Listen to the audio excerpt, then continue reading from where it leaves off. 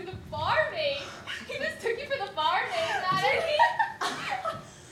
Then as I live, I'm resolved to keep up the delusion. Tell me, how do I look in my present dress? Don't you think I look something like Cherry from the Bow Stratagem?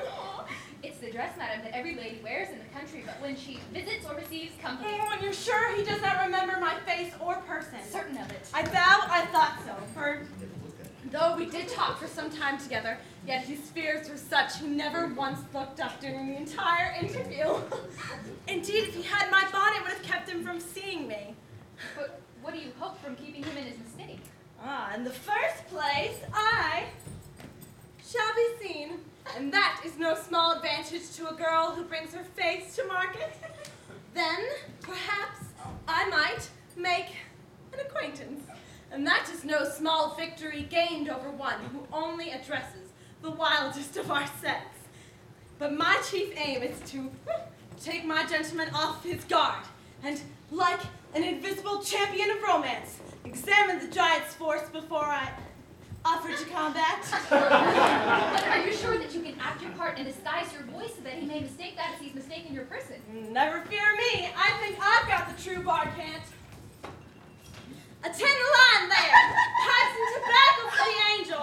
The lamb has been outrageous this half hour.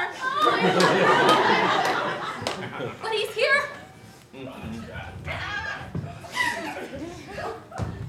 What, to bawling in every part of the house? I have scarce a moment's repose.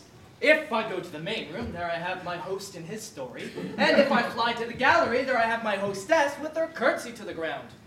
I have at last a moment to myself, and now for recollection. Did you call, sir? Did Your Honor call? As for Miss Hardcastle, she's too grave and sentimental for me. Did Your Honor call, No, sir? child, besides, from the glimpse I had of her, I think she squints. I'm sure, sir, I heard the bell ring. No.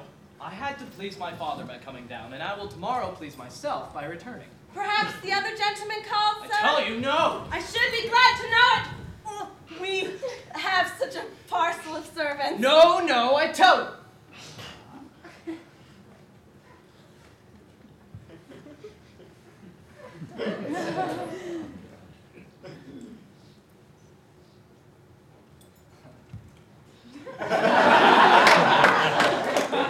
Yes, child, I think I did call. I vow, child, you are vastly handsome. Oh, la, sir, you'll make one ashamed. I never saw a more sprightly or malicious eye. Yes, child, I did call. I wanted to know if you had any of your, what do you call it in the house? No, sir, we've been out of that these past 10 days. One may call I find in this house to no great purpose. Suppose then if I should ask for a taste, just by way of trial, of the nectar of your lips.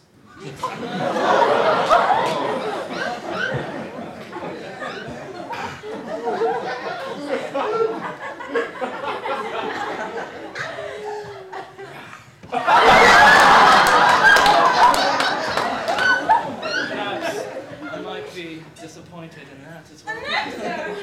Nectar, that's a liquor there's no call for in these parts. French, I suppose. We have no French wines here, sir. Oh, it's of true English growth, I assure you. Then I should not know it.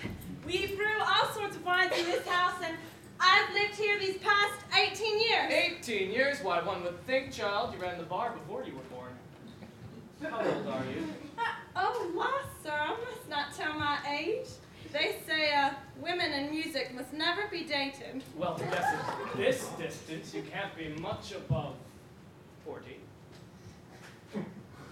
But near still, I don't think as much. By coming close to some women, they look even younger still. But when we come very close... Wait, sir, keep your distance. One would think you wanted to know one's age as they do horses. By mark of mouth. I protest, child, if you keep me at this distance, how are we ever to become acquainted? And who wants to be acquainted with you? I want to know such acquaintance, not I. I'm sure you did not treat Miss Hardcastle that was here a moment ago in this obstropolous manner. I'll warrant me, before her you looked dashed and kept bowing to the ground. And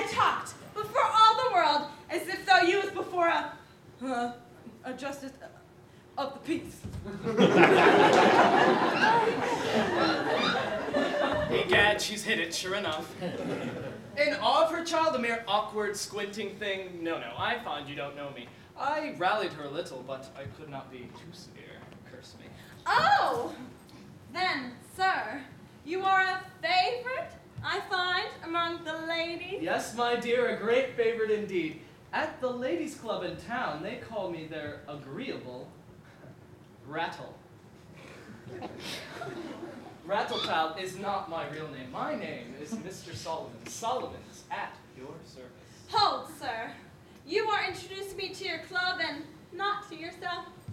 And you're so great a favorite there, you say? Yes, my dear, there's Mrs. Mantrap, Lady Biddy Buckskin, the Countess of Slingo, and your humble servant. Keep up the spirit of the place. Then it's a very merry place, I suppose.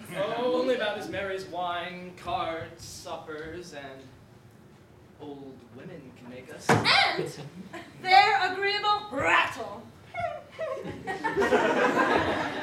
Egad, I don't quite like this chit. She looks knowing, methinks. You laugh, child? Oh, I can't help but laugh to think of what time they all spend minding their family or their work. All's well. She don't laugh at me. Do you ever work, child? I'm sure there is not a screen or a quilt in the whole house.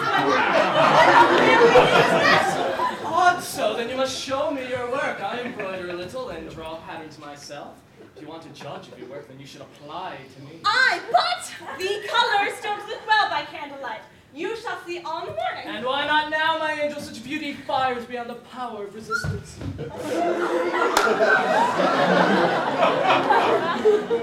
Cat, the old man here, just my luck. I never did try in Nick 7, then I didn't throw Ames Ace 3 times thereafter.